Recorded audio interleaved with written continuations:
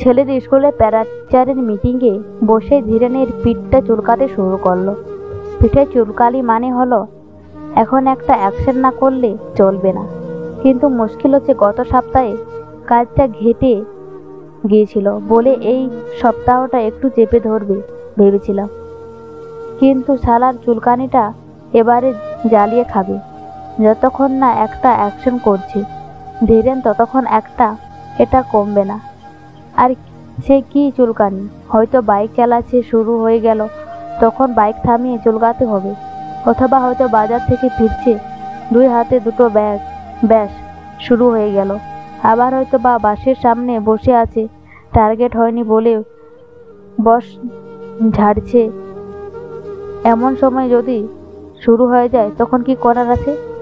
বেয়াড়া সময় বেয়াড়া জায়গা চুলকাবে, আর এই চুলকানি আস্তে আস্তে বাড়বে যতক্ষণ না ধীরেন কিছু একটা চুরি করতেই হবে। চুরিটা করে ফেললেই চুলকানি ম্যানেজের মতো কমে যায়। গত সপ্তাহে চামেলির ব্যাগ থেকে লিপস্টিক সরাতে গিয়ে ধরা পড়ে গিয়েছিল প্রায়।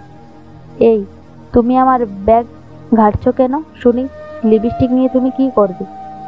এক প্রশ্নবাণের উত্তর দিতে হেসে কোনো রকমে, আরে আমি তো নেক কাটারটা খুঁজছি বলে ছাড়ান পায় ধীরেন। চুলকানিটা হয়েও বেয়াড়া জায়গায়, পিঠের ঠিক মাঝখানে অগম্য একটা জায়গা, যাকে বলে নো ম্যানস ল্যান্ড। কোনো পুরুষের পক্ষে ওখানে হাত নিয়ে যাওয়া সম্ভব না। বহুদিনের অনুশীলনের ধীরে যতটুকু দক্ষতা অর্জন করেছে যে সে চোখ বন্ধ করেও দেওয়ালের কোনায় বা দরজার চৌকাঠে পিঠ ঘষে একটু আরাম পেতে পারে, কিন্তু সে এতক্ষণের জন্য আবার সে হাতটা একটু আটকাত থাকবে, সাথে সাথে চুলকাতে শুরু করবে। তাই ও সব সময় ব্যাগে পুরি থেকে নিয়ে আসে একটা মোষের শিঙের হাত রাখি। কিন্তু ছেলের স্কুলে বসে তো আর সেটা দিয়ে চুলকানো যাবে না, বা দেওয়াল পিঠ ঘষাও যাবে না। এক্ষুনি কিছু একটা না করলে নয়। ভাবতে ভাবতে ডাক এসে গেল। ক্লাস টিচারের সামনে গিয়ে বসলো ধীরেন। মিস সসমল, আপনার ছেলে এমনিতে ভালো ছাত্র, কিন্তু বড্ড বেশি অমনোযোগী। ক্লাসে আরও একটু মনোযোগ দেওয়া দরকার ওর। সায়েন্স সাবজেক্টের ভালো করেছে, কিন্তু ল্যাঙ্গুয়েজ গ্রুপে আরও সময় দিতে হবে। পিটি ক্লাসের আপনার ছেলে কিন্তু ঠিকমতো অংশগ্রহণ করছে না।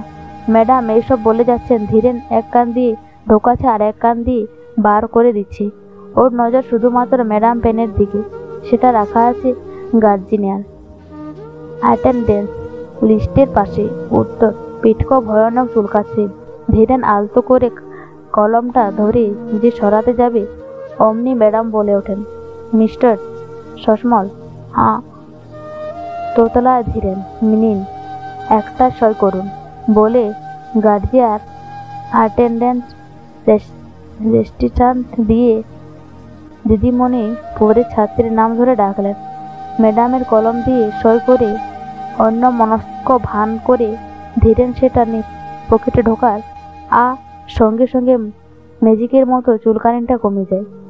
গুড ডে ম্যাডাম বলে ধীরেন ছেলের হাত ধরে টেনে উঠে দরজার দিকে বেরোতে হয়ে যাবে, এমন সময় আবার মিস্টার সসমল ম্যাডাম ডাকেন। ইয়েস ম্যাডাম, হাল ছেড়ে দিয়ে বলে ধীরেন। ধরা পড়ে গেল বোধহয়। এইসব ক্ষেত্রে কি বলবে, ওর মক্স করাই থাকে।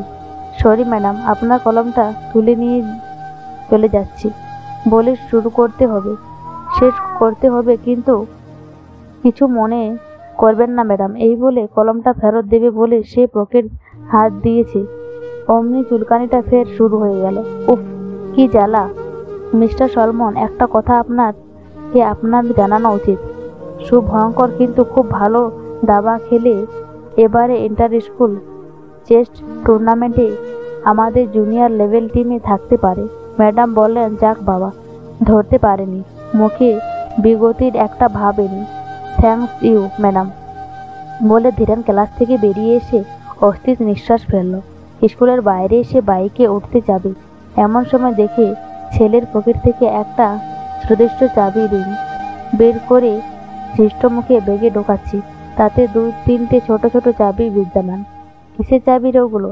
বাইক স্টার্ট দিতে দিতে বলে ধীরেন, জানি না বাবা। শুভঙ্করের নির্বিকার উত্তর, মানে জানিস না তো? তোর হাতে এগুলো কি করে? ম্যাডামের টেবিল থেকে নিয়েছি। কেন? ও প্রায় অর্থনা করে উঠে ধীরেন, কি করব, পিঠটা খুব চুলকাচ্ছিল তো। চমকে ওঠার বাইকে স্টার্ট বন্ধ হয়ে যায় ধীরেনের।